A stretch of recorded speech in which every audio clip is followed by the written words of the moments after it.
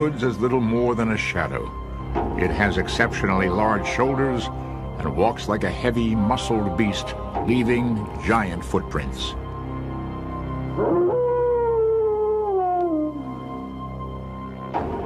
Over the last 2 centuries, there have been thousands of people that have claimed to see a giant, hairy beast lurking in the forests of North America. All 50 U.S. states and all 10 Canadian provinces have reported sightings or found tracks of this mysterious animal. Over the decades, these claims have been the root of many legends. In the dense timber of the Pacific Northwest, where the animal is most commonly recorded, these legends have been immortalized and virtually brought to life. This phantom creature has been known by many names: hairy ghost, ancient devil, Sasquatch, and more recently, Bigfoot. The lure of the unknown has led many scholars and adventurers to the trail of Bigfoot. Over the years, the creature has been examined and exploited in many ways, from in-depth magazine essays, to campy television appearances, to serious scientific inquiries. Through it all, one question still remains. Does such an animal exist, remaining undiscovered by modern science? Or is Bigfoot a hoax of gargantuan proportions that has continued for hundreds of years? The things that people are seeing and that have been reported for centuries are to me some large kind of hominid form, a primate, unknown, unclassified, living in the Pacific Northwest. Now, if they're not this, then we're looking at something else, which is, to give the skeptics something to talk about. What we're looking at then is we're looking at a man in a fursuit, okay? He's been doing it for 200 years. Perhaps he's some part of some secret society, and they jump out on the road and go boo to people in the dark. It's not very plausible. It doesn't add up. The oldest account of Bigfoot was recorded in 986 AD by Leif Erikson and his men. During their first landing in the New World, the Norsemen wrote about monsters that were horribly ugly, hairy, swarthy, and with great black eyes. But the legend of Bigfoot existed in North America long before the white man arrived. The zealous Indian tribes of British Columbia called the creature Sasquatch, meaning wild man of the woods. Among the legends are the stories of the giant men of Mount Shasta and the stick men of the Washington Mountains. Here in the Hoopa Valley, located in the Klamath Mountains of Northern California, Bigfoot sightings are common. For hundreds of years, the Hoopa Indians have told stories about what they call Oma. Jimmy Jackson has lived in the Hoopa Valley for 85 years and knows the legend of Bigfoot well. My mother lived to be 105 years old, and she's told me a lot of things about Bigfoot, you know. It's a person that takes care of the mountains, nothing around in the valley. He's out in the mountain, and he's the boss. And you never see him. You never see him. I think it's real possible that something like that does exist.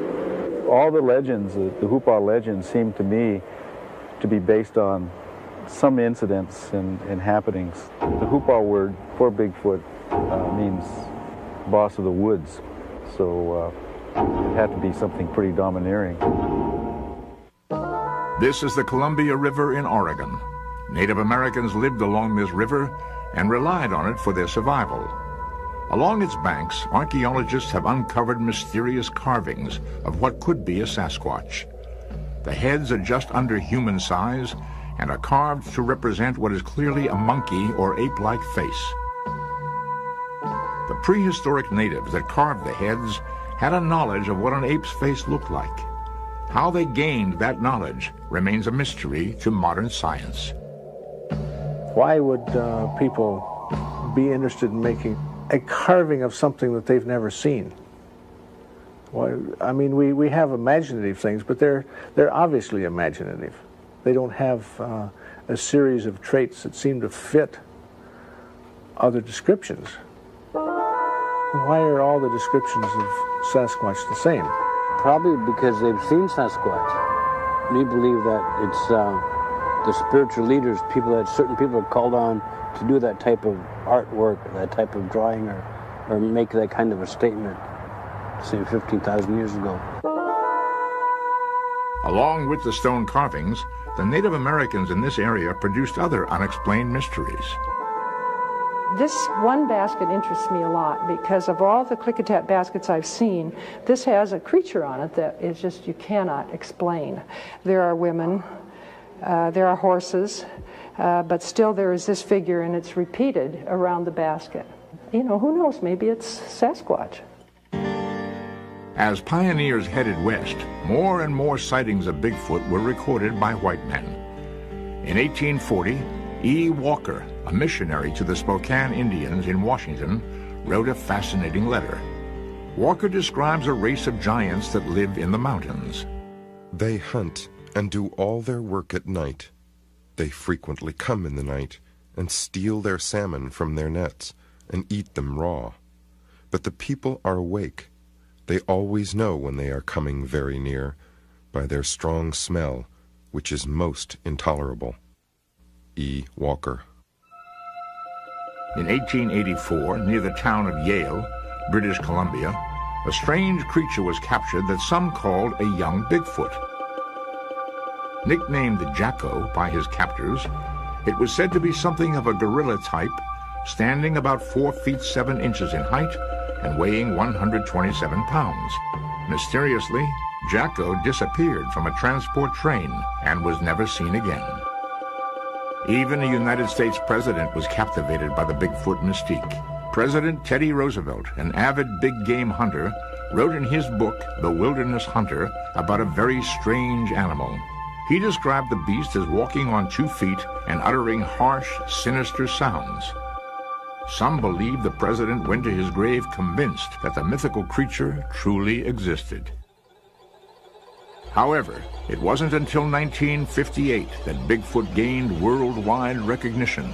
That summer, a road crew working in northwestern California repeatedly found very large human-like footprints. The creature that made the tracks reportedly tossed around 300-pound fuel drums.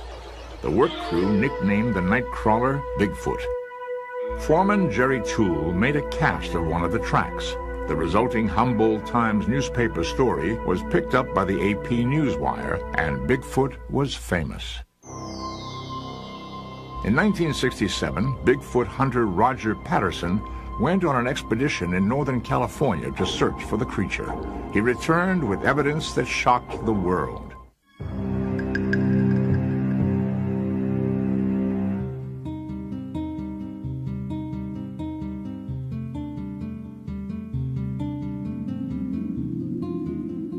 In 1967, in a clearing similar to this, the most controversial sighting and documentation of a Bigfoot occurred.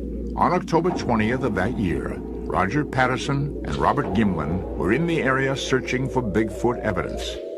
Patterson had a history of intense interest in this creature and had recently published a book on the subject.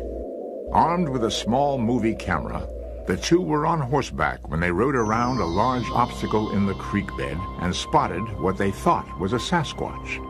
Upon seeing the creature, Patterson's horse reared and fell over backward upon him. He quickly steadied himself, retrieved his 16mm movie camera, and recorded these shaking but amazing images.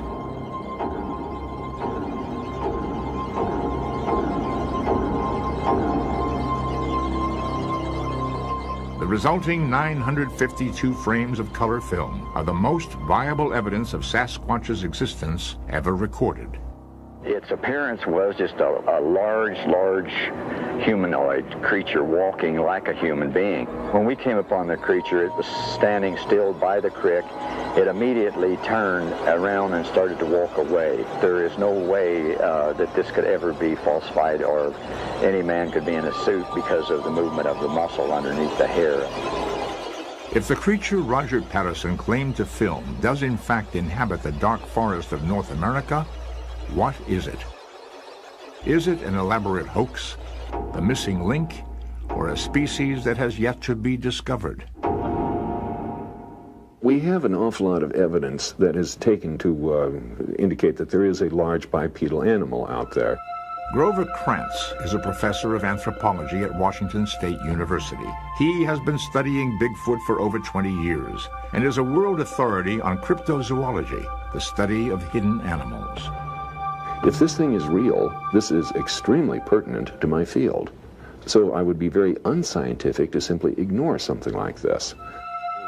If there is not an animal 6 to 8 feet tall, then you have to explain all this evidence with some other method or methods. And that becomes absolutely incredible and cumbersome, just impossible, really. Krantz believes that Sasquatch are descendants of Gigantopithecus blacki, a long-extinct Southeast Asian gorilla that he feels migrated to North America via the Bering Straits land bridge. This is what the Gigantopithecus skull would have looked like. Now, this, of course, makes a gorilla look decidedly small. And that's our comparison. The general description of Bigfoot gives credibility to Krantz's theory. According to hundreds of sightings, the mysterious creature walks upright in the same manner as Homo sapiens, with a slight slouch. They swing their arms back and forth as humans do. Perhaps the strongest evidence to support Krantz's theory is the movement of the creature in the Patterson film. One of the things it did when it turned that was rather interesting is that it turned its head and chest at the same time, very much like an ape does. Now, if I hold myself up in a proper human pose, you'll find that not only is my mouth higher than my shoulders, my chin is higher than my shoulder. And if I turn, my jaw does not run into my shoulder, it can go right over it. An ape is not built that way. An ape is built like this, only much deeper jaw. When it turns to the side, its jaw runs into its shoulder. If the ape is going to look farther than running into its shoulder, it either has to tip the head way back and look over. If you look at them in the zoos, you'll see them doing that. Or it turns the head and the shoulders as well. Well, that's what the creature that Patterson filmed was doing. On average, the size of a Bigfoot is about 7 feet 8 inches, weighing about 800 pounds, much larger than a human, bear, or gorilla. The features of the animal fall somewhere between that of a gorilla and human. The face is quite ape-like, but does not protrude at the mouth like the apes. If Bigfoot is in fact a descendant of Gigantopithecus blacki, then it may be related to yet another legendary creature in Asia, the abominable snowman, or Yeti, as it is called by the natives. For centuries, there have been reports of wild men and snowmen in Asia. However, the most overwhelming evidence of Bigfoot's existence are the hundreds of footprint casts that have been made. The most remarkable print was found in 1982. A U.S. Forest Service patrolman claims he encountered an 8-foot-tall Sasquatch bounding down a logging spur road. Casts made of the footprints produced a startling discovery. They contain highly detailed dermal ridges, the equivalent to fingerprints, that withstood the scrutiny of forensic experts. I would consider this and several other tracks with dermal ridges to be some of the most definitive evidence that's ever been found. It's on par with the Patterson film for solid evidence.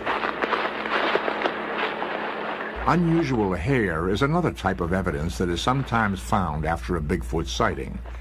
These Sasquatch hunters found strands while on an expedition. The hair was analyzed by Dr. Sterling Bunnell, a biologist from Berkeley, California. He determined the hair to be of an unknown species. Dr. Bunnell wrote, "It is clearly related to the human chimpanzee gorilla group, but is distinguishable from each of these."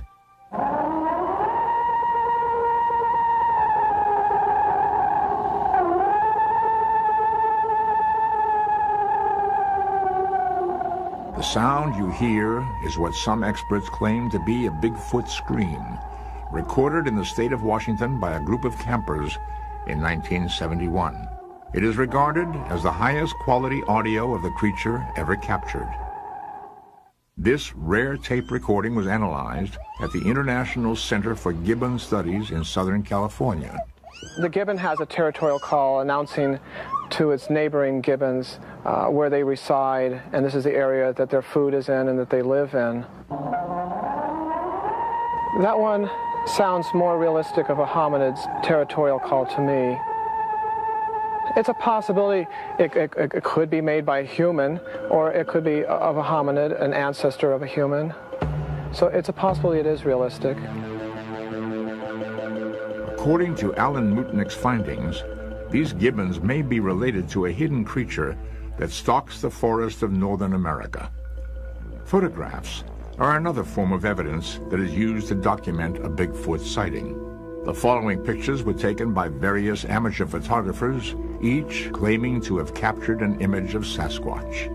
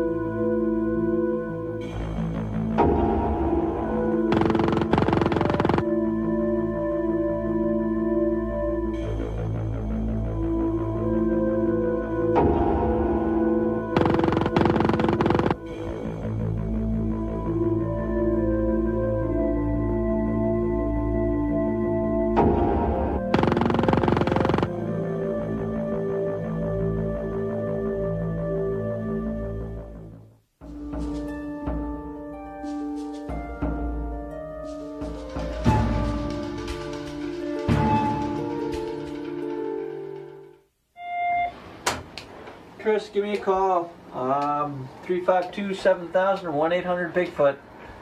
This is the headquarters for the Bigfoot Research Project.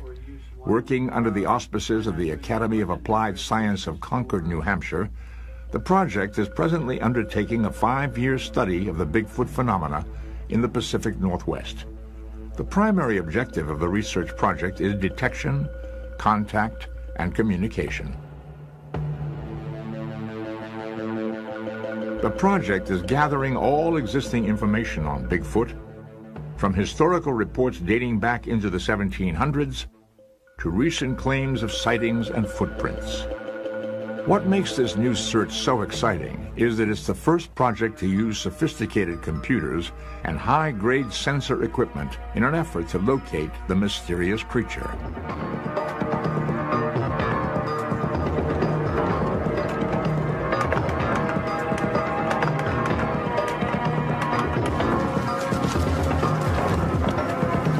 So far, we're largely in experimental mode. You might notice in the middle of your screen now a number of elk.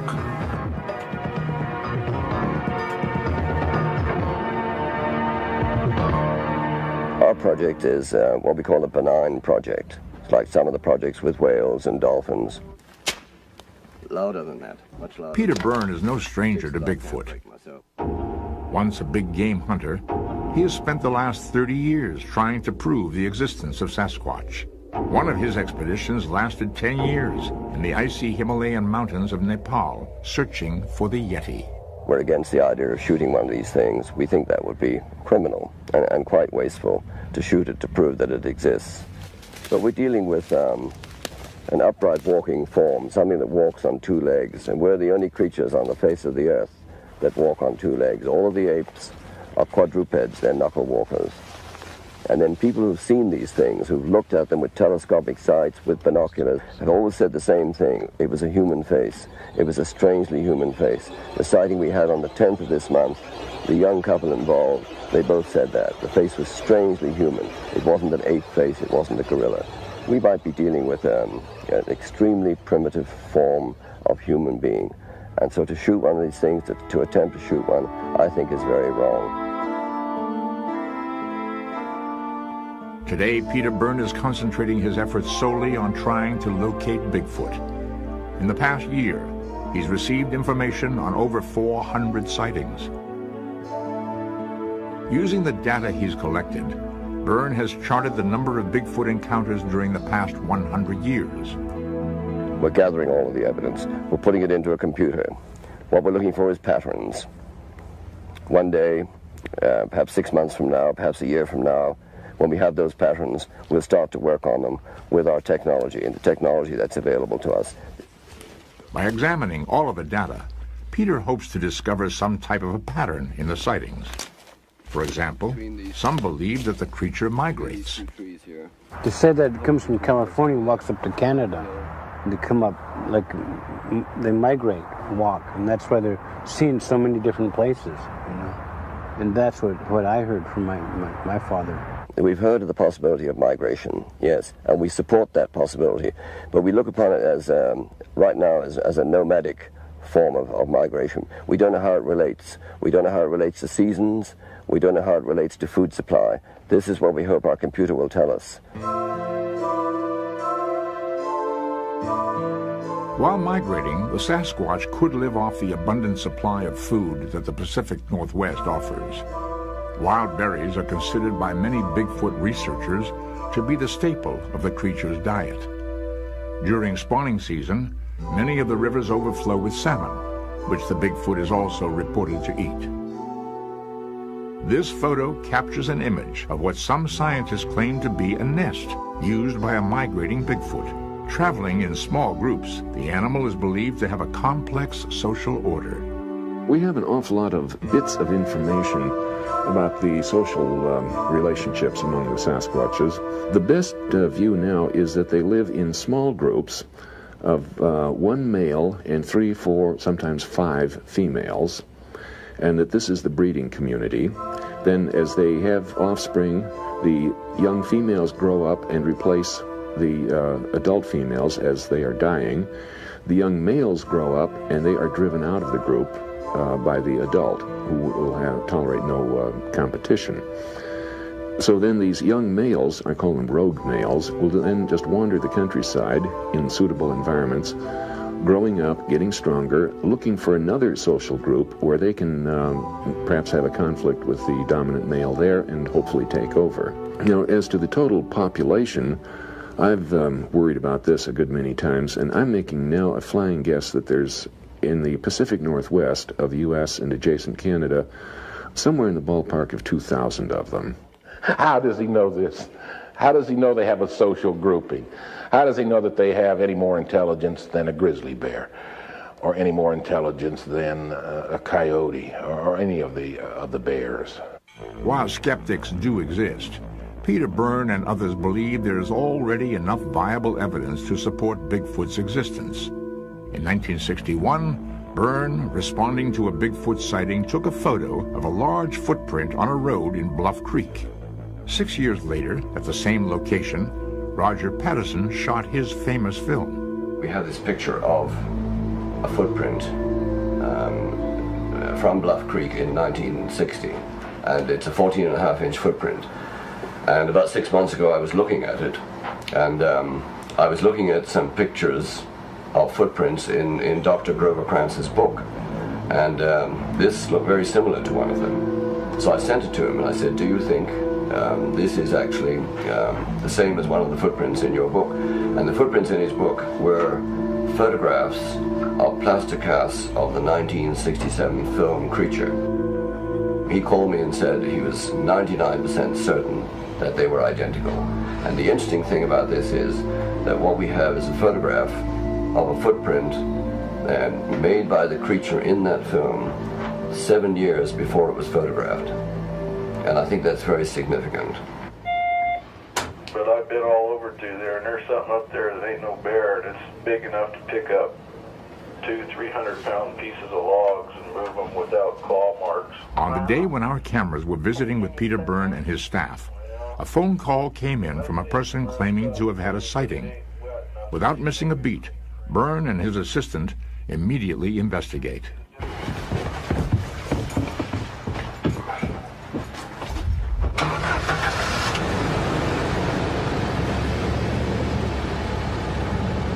We have a theory, and it's speculative only. We have a theory that they hide their tracks, because there must be quite a few of them up to within reasonable limits. but there are so few footprints found, so very few.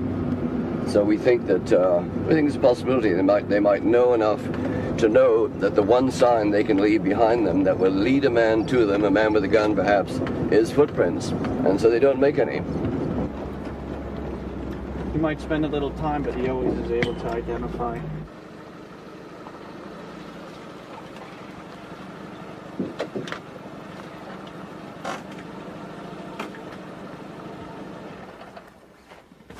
Something has picked this up and put it there, because it's been lying here. You can see where it's been lying there. Somebody or something has picked that up, and it's pretty heavy. This is what we found in the hill. We found these gouge marks in the hill. Not definite footprints, but where something big and heavy had powered itself up the hill, something weighing a lot. We found one between the trees there, and then several others.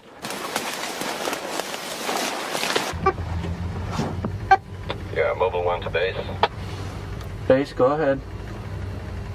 Yeah, we have deer prints in the dust out here. It looks as though a deer walked about 20, 30 feet away from the ground sensor. And that's what triggered it, and that's what the signal was. Over. Acknowledged. Well, maybe we'll get him next time. For over 30 years, Peter Byrne has interviewed hundreds of people claiming to have seen the creature. Though many of the reports have been false alarms or come up short, as in this case, Byrne has recorded detailed information from a cross-section of the population. The following drawing by artist Brad Yates is a compilation of the descriptions gathered by Byrne and his research.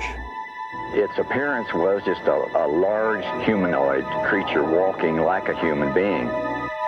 His eyes were small, black, and round.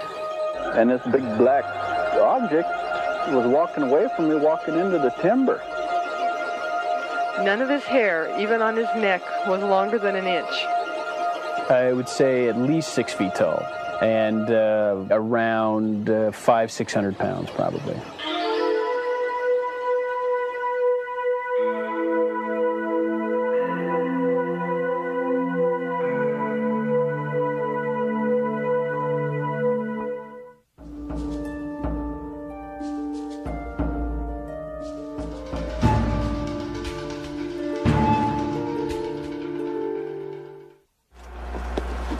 Right, I'm recording right now. If you can see that little thing, it looks like maybe an eye. Holy f***, it's looking right at me. Yep. Holy f***, it's a Sasquatch, man. I got it on f***ing tape. I can't believe this is looking right back at us. This home video, shot in Northern California by 2 Bigfoot hunters, was obtained exclusively by Ancient Mysteries. On October 12, 1992, Darrell Owen and Scott Harriet ventured into the woods armed only with their video cameras. Their goal? To capture an image of Bigfoot. I was trying to focus with my camera, and due to the fact that the foliage was so thick, I had to turn the autofocus off. And then I was looking through the bushes, and I seen a beige creature from the waist up, his head, his shoulder. We encountered something. It was about 35, 40 feet away, and there 2 eyes were peering out low down in the brush. I thought maybe it was a reflectivity of something else, but after 30 seconds, the head started swaying back and forth. And I'm looking at maybe a 7 or 8 foot tall, beige, gorilla-looking man. But we saw a bright red eye glow. But I know after looking at it for 29 seconds, I started to cry, and I could not hold the camera anymore. This guy was seeing something, and I didn't want to see it at that point. I've been interested in the Sasquatch phenomena, but I didn't want to see what he was seeing because it was pretty creepy. It's right through there. He's looking right at us. I had him on tape, man. I see it.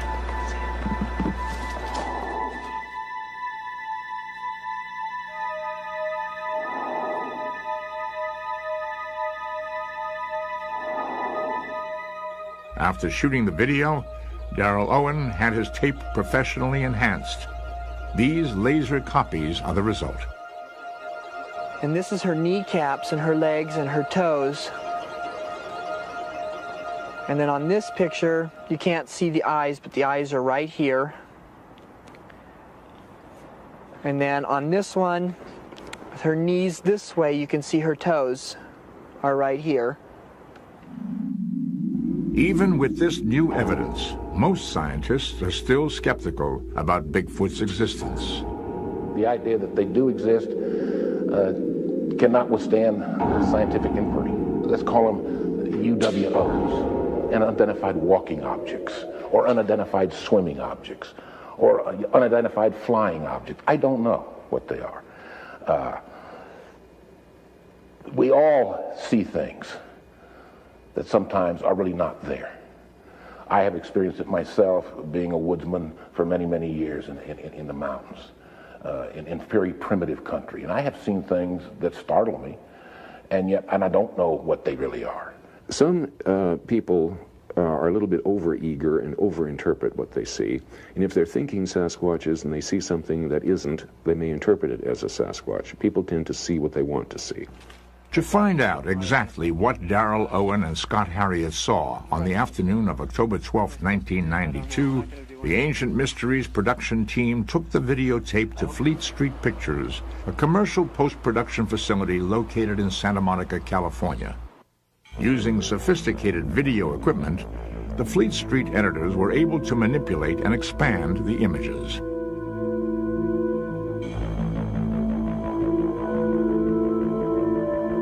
After tedious hours of pixel enhancement, the editors reached a startling conclusion. Scott Harriet and Darrell Owen did in fact videotape some sort of being in the woods of Northern California. Is this image the face of a Bigfoot, or is it just a mixture of shadows and leaves playing tricks on the imagination? I am a firm believer of Bigfoot. I've seen one, I've experienced it, I've smelled it, I've lived it. It scared me to death. I believe they exist. The way things are coming together, the way the sightings have been happening, sooner or later they're going to find one. Whether or not a Bigfoot is found remains to be seen. However, there are many other animals that exist today that were once thought to be silly myths. The mountain gorilla, for example, had long been known to the inhabitants of Rwanda as a huge, dark, hairy, man-like beast that swung through the treetops, emitting a fearful cry. Other examples include the pygmy hippopotamus, the snow leopard, and the giant panda. All these animals, from the far corners of the world, existed only as myths until they were discovered by explorers. Perhaps the most dramatic discovery came in 1938, when a South African deep-sea fisherman pulled in a very strange fish, a type he had never seen before. However, the scientists who were brought in to examine it had seen it before in fossils of the Devonian period. The fish, known as a coelacanth, had been presumed extinct for 60 million years. But it turned out that the people had been occasionally catching these coelacanth fishes and eating them, and it was a perfectly normal thing to them. They had no idea that the scientists would be surprised. But the first one the scientists ever saw in 1938 just about blew off the lid of paleontology. So this was one that was well known from the fossil record until it was discovered in the real world. The question still remains, does a Bigfoot exist in the real world? And if it does, why hasn't one been found? There are possible explanations. First, the geography and vastness of the terrain being searched. Much of the Pacific Northwest is highly inaccessible and full of dense timber. The Pacific Northwest here, to give you an example of its size and its ability to hide things, has 73 aircraft lost from Northern California to Alaska since World War II. Lost, and that's an official Federal Aviation Administration figure. It's not just a myth, it's not just a newspaper story. Peter Byrne and other Bigfoot experts theorize that the creature is nocturnal and extremely shy, not likely to approach humans. They speculate that the animal is intelligent and has a strong sense of survival, realizing that its only danger is man. However, Nothing less than a specimen, dead or alive, will convince skeptics that Sasquatch exist. But finding one may prove a tall order, because dying animals generally retreat to remote areas. Probably the most commonly asked question is, if the Sasquatch is real, why don't we find their bones? Well, if bears are real, why don't we find their bones? I've talked to many hunters, many game guides, conservation people, ecology students and everything, and asked them for how many remains of dead bears have you found that died a natural death? And over my 20 years of inquiry, my grand total of naturally dead bears is 0. Now, with the best population estimates we can make, there's at least 100 bears out there for every one Bigfoot. And we haven't found the first bear yet. While we would very much like to find the remains of a naturally dead Sasquatch, the chance is just simply so remote as not to even seriously think about it. You meet people who lived here 50 years, much longer than me. They've never seen a dead cougar, never seen a dead bear. When something dies, it's eaten by other animals, mostly by bears, by coyotes, by ravens. And when you get down to things like horn and teeth and toenails, those are eaten by porcupines. In other words, there's a perfect disposal system. So when one of these things dies, it's quite possibly eaten immediately by other animals. There's also the possibility that they might bury their dead and then hide the burial places. That's a possibility.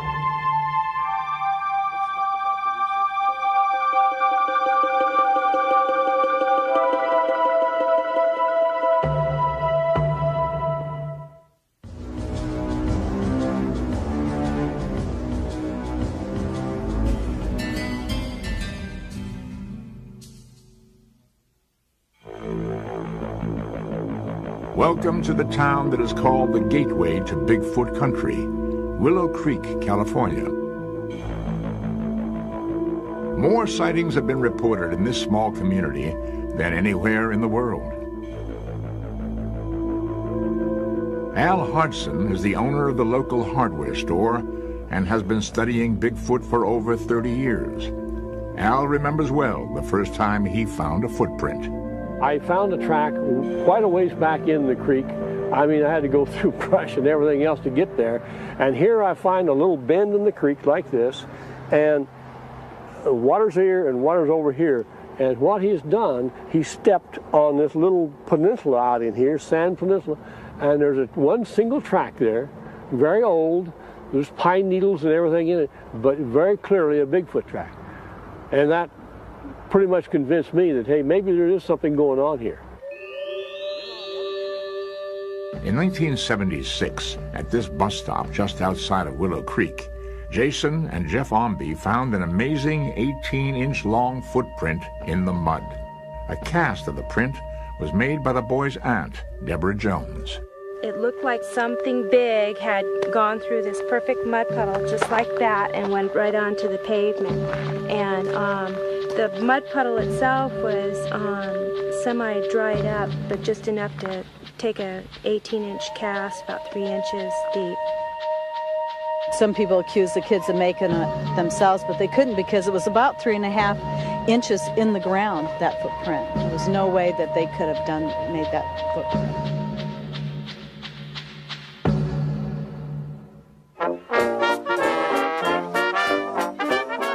In Willow Creek, Bigfoot has taken on celebrity status and has loaned his image to golf courses, hotels, and lumber mills. The local residents get so excited about Bigfoot that on Labor Day weekend every year, they hold the Bigfoot Days Parade in celebration.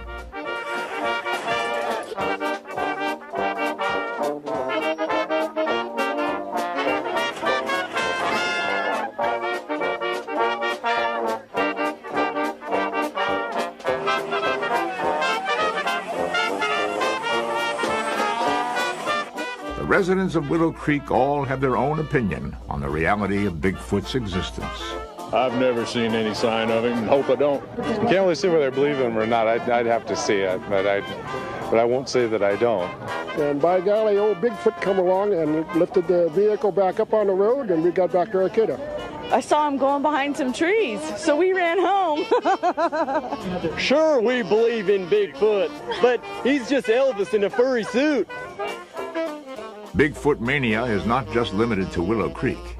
The mythical creature has been the star of tabloids for years.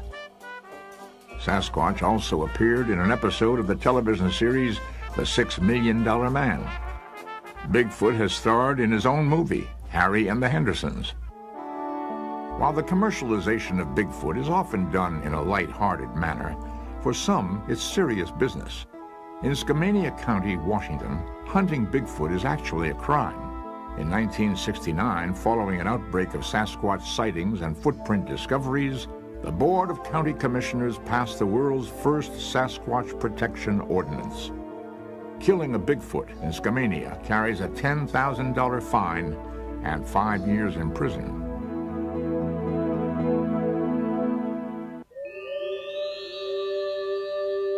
But wounding or killing a Bigfoot may prove difficult, according to Craig Carpenter, a Mohawk Indian and mystic.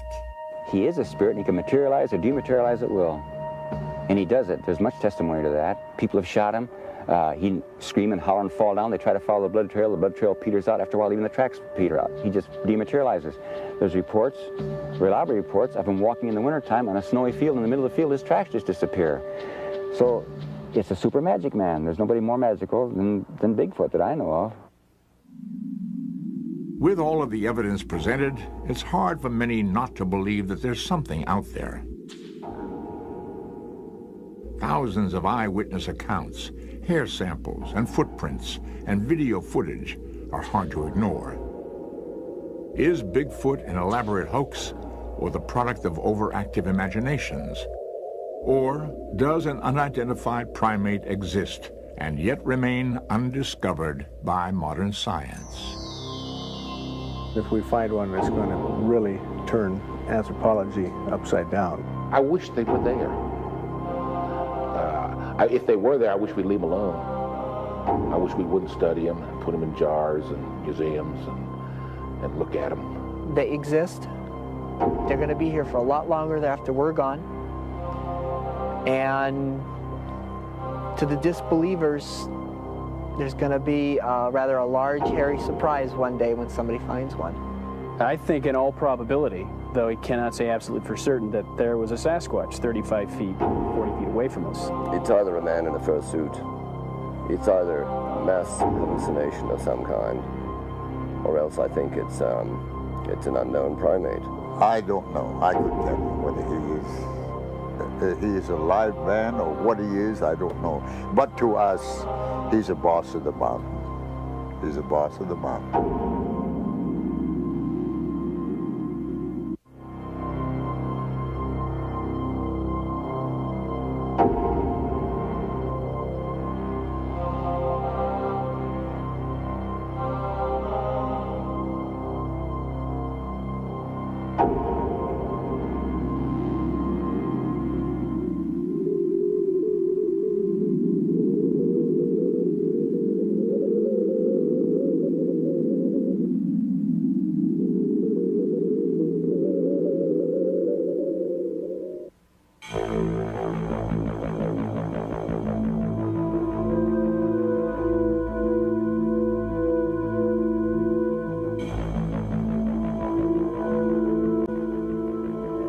The lure of the unknown has led many scholars and adventurers to the trail of Bigfoot.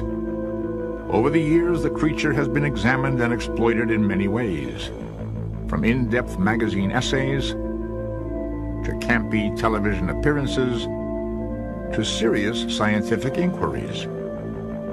Through it all, one question still remains. Does such an animal exist, remaining undiscovered by modern science?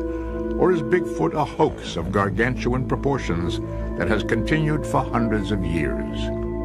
The things that people are seeing and that have been reported for centuries are to me some large kind of hominid form of primate, unknown, unclassified, living in the Pacific Northwest.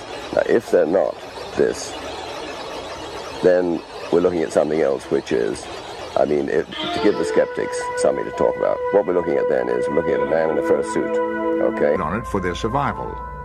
Along its banks, archaeologists have uncovered mysterious carvings of what could be a Sasquatch. The heads are just under human size and are carved to represent what is clearly a monkey or ape-like face. The prehistoric natives that carved the heads had a knowledge of what an ape's face looked like. How they gained that knowledge remains a mystery to modern science. Why would people be interested in making a carving of something that they've never seen? Why, I mean, we have imaginative things, but they're obviously imaginative. They don't have a series of traits that seem to fit other descriptions. Why are all the descriptions of Sasquatch the same? Probably because they've seen Sasquatch. We believe that it's the spiritual leaders, certain people are called on to do that type of artwork, that type of drawing. He's been doing it for 200 years. Perhaps he's part of some secret society, and they jump out on the road and go boo to people in the dark. It's not very plausible. It doesn't add up. The oldest account of Bigfoot was recorded in 986 AD by Leif Erikson and his men. During their first landing in the New World, the Norsemen wrote about monsters that were horribly ugly, hairy, swarthy, and with great black eyes. But the legend of Bigfoot existed in North America long before the white man arrived. The zealous Indian tribes of British Columbia called the creature Sasquatch, meaning wild man of the woods. Among the legends are the stories of the giant men of Mount Shasta and the stick men of the Washington Mountains. Here in the Hoopa Valley, located in the Klamath Mountains of Northern California, Bigfoot sightings are common. For hundreds of years, the Hoopa Indians have told stories about what they call Oma. Jimmy Jackson has lived in the Hoopa Valley for 85 years and knows the legend of Bigfoot well. My mother lived to be 105 years old, and she's told me a lot of things about Bigfoot, you know. It's a person that takes care of the mountains, nothing around in the valley. He's out in the mountain, and he's the boss. And you never see him. You never see him. I think it's real possible that something like that does exist. All the legends, the Hoopa legends, seem to me to be based on some incidents and happenings. The Hoopa word for Bigfoot means boss of the woods, so it had to be something pretty domineering. This is the Columbia River in Oregon. Native Americans lived along this river and relied on woods as little more than a shadow. It has exceptionally large shoulders and walks like a heavy, muscled beast, leaving giant footprints.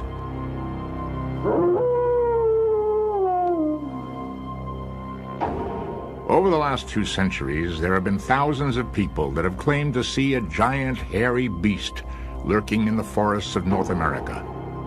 All 50 U.S. states and all 10 Canadian provinces have reported sightings or found tracks of this mysterious animal. Over the decades, these claims have been the root of many legends. In the dense timber of the Pacific Northwest, where the animal is most commonly recorded, these legends have been immortalized and virtually brought to life. This phantom creature has been known by many names: Hairy Ghost, Ancient Devil, Sasquatch, and more recently, Bigfoot.